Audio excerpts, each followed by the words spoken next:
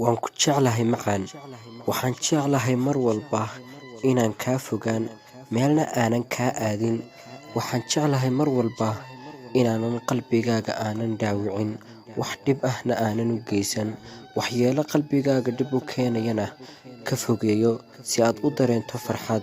Waxaan jeclahay mar walba inaan ku garab joogo. Waxaan jeclahay mar walba inaad ila joogto si aanan u dareemin cidlo iyo kelinimo. Waxaan jeclahay mar walba inaad qalbigaaga igu hayso, anna qalbigayga aan kugu hayo. Waxaan jeclahay mar walba inaan wada xasilino nafta, kuna xasilino hadal wanaagsan iyo ballan. Waana sababta naga dhigaysa lamaano si dhab ah isku jecel, dadkuna ay ku daydaan.